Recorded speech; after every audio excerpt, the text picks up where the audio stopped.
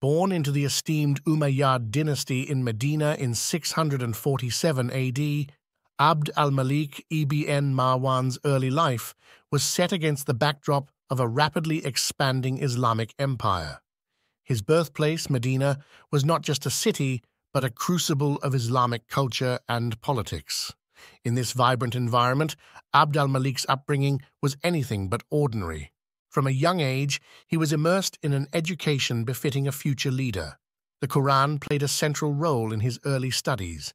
He didn't just read or recite it, he absorbed its teachings, memorizing its verses and understanding its profound legal and ethical implications. This deep grounding in Islamic scholarship was pivotal in shaping his worldview and leadership style. But Abd al-Malik's education went beyond religious texts. He was trained in the arts of governance and statecraft, essential skills for someone destined to lead. His early life was a blend of rigorous academic training and practical political education. He observed and learned from the successes and failures of the caliphs before him, notably during the tumultuous period following the assassination of Caliph Uthman.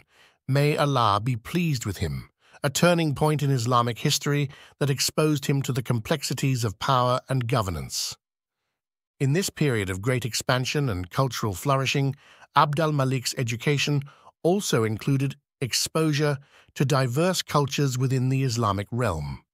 This exposure was crucial in developing his later policies of inclusivity and administrative reforms that sought to unify the empire's diverse populace. In the swirling turmoil of 7th century Islamic politics, a young Abd al-Malik ibn Marwan emerged as a beacon of leadership. Born into the powerful Umayyad dynasty, his early life was steeped in the complexities of Islamic governance and the nuances of power. But how did a young prince from Medina ascend to become one of the most influential caliphs in Islamic history? Abd al-Malik's journey to power was anything but straightforward. His life was shadowed by the political upheaval that rocked the early Islamic world. The assassination of Caliph Uthman, a relative and a pivotal event in Islamic history, was a turning point that deeply influenced his perspective on leadership and governance. Witnessing such dramatic events firsthand, Abd al-Malik developed a keen understanding of the delicate balance of power and the necessity of strategic diplomacy. Before ascending to the highest echelon of power, he honed his skills and knowledge under the tutelage of Caliph Muawiyah, the founder of the Umayyad dynasty. It was here that Abd al-Malik's potential as a leader and administrator was molded. He served in various administrative roles, gaining invaluable experience in the intricate workings of the state. His military acumen was also sharpened during this time, as he was exposed to the rigors of military strategy and leadership. The culmination of Abd al-Malik's rise to power came in 684 AD, when he ascended to the caliphate. He inherited a realm fraught with discord and threats, both internal and external. The Islamic State, sprawling and diverse, was riddled with sectarian strife and rebellion. In this challenging landscape, Abd al-Malik's leadership qualities were put to the test. His response to these challenges laid the foundations for a period of unprecedented unification and strength in the Islamic world. Abd al-Malik's ascension marked the beginning of a transformative era. His rule was characterized by strategic decision-making, diplomatic finesse, and a vision that sought not just to govern, but to unify and strengthen. His story of rising to power is a testament to his resilience, foresight, and unwavering commitment to the stability and prosperity of the Islamic Empire. Upon ascending to the caliphate in 684 AD, Abd al-Malik ibn Marwan faced a daunting challenge, uniting an Islamic state fragmented by internal strife and external threats. His approach? A blend of shrewd diplomacy and decisive military action. Abd al-Malik understood that a strong state required a unified administrative system. To this end, he implemented a series of groundbreaking reforms. One of his most significant moves was Arabizing the state departments. This shift not only streamlined governance, but also cemented the Arabic language's central role in the Islamic world, a legacy that resonates to this day. Another notable reform was the introduction of a distinct Islamic currency. This move was more than an economic strategy. It was a powerful symbol of the Islamic State's independence and sovereignty. By replacing the Byzantine and Sasanian currencies, Abd al-Malik effectively severed the last ties to the former empires, asserting the Islamic State's distinct identity. Beyond administration, Abd al-Malik's vision extended to architecture and urban development. His most enduring legacy in this realm is perhaps the Dome of the Rock in Jerusalem. This architectural marvel was not just a religious monument, it was a statement of Islamic glory and permanence. Under Abd al-Malik's strategic leadership, the Islamic State not only stabilized, but also flourished. His reforms laid the foundations for a unified, prosperous, and culturally rich Islamic empire. These achievements marked Abd al-Malik as not just a ruler, but a visionary architect of civilization. Abd al-Malik ibn Marwan's reign was marked by significant military campaigns that expanded the reach of the Umayyad Caliphate and cemented its power.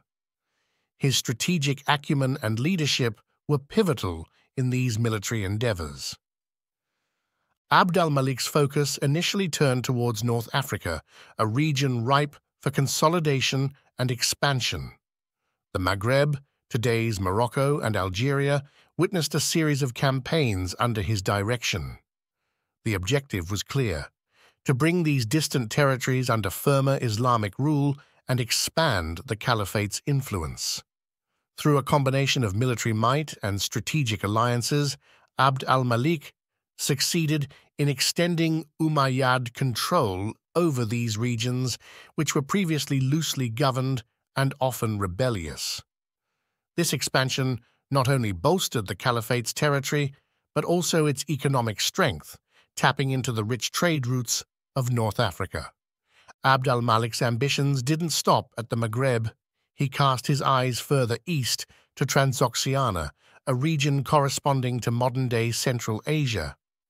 This area was crucial for its position on the Silk Road, the ancient network of trade routes connecting the East and West. By venturing into Transoxiana, Abd al-Malik aimed to secure these lucrative trade routes and extend Islamic influence into Central Asia. The Umayyad armies, under capable generals, faced fierce resistance, but gradually established control over key cities and trade hubs in the region. One of the most ambitious military endeavors during Abd al-Malik's reign was the attempted expedition towards China, led by the distinguished general Qutayba bin Muslim. While the ultimate goal of reaching and conquering parts of China was not realized, this expedition symbolized the far-reaching aspirations of the Umayyad Caliphate under Abd al-Malik.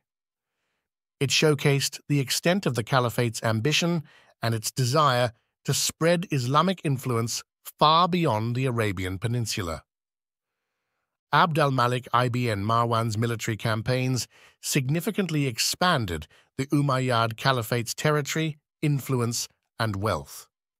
His military endeavors were not just conquests, they were strategic moves to consolidate power, secure trade routes, and spread the influence of Islam. These campaigns left an indelible mark on the history of the Islamic world, showcasing the blend of military prowess and strategic governance that characterized Abd al-Malik's rule. As Abd al-Malik ibn Marwan's days waned, his contemplations deepened, offering profound reflections on life and leadership. His legacy, however, was already cemented in the annals of history. Under his rule, the Islamic world witnessed a remarkable transformation in both its cultural and administrative dimensions. The administrative reforms initiated by Abd al-Malik were groundbreaking. His decision to Arabize state departments and introduce an Islamic currency didn't just streamline governance.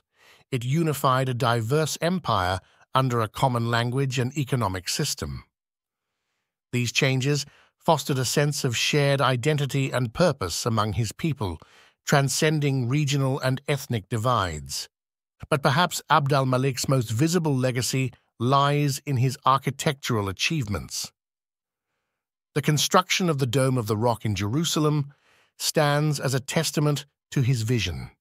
This architectural marvel, with its intricate designs and religious significance, not only beautified the city, but also served as a symbol of Islamic faith and power.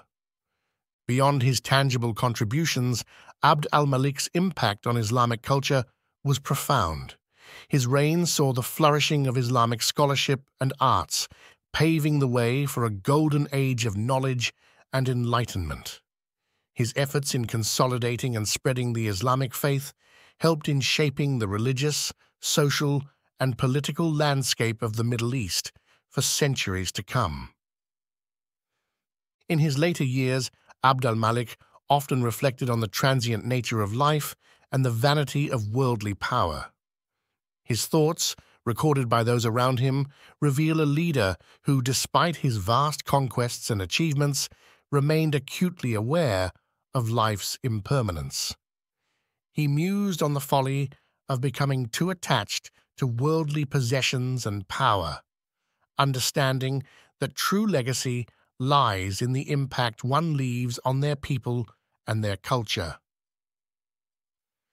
As we look back at Abd al-Malik ibn Marwan's life, we see a figure who was not only a powerful ruler, but also a thoughtful philosopher.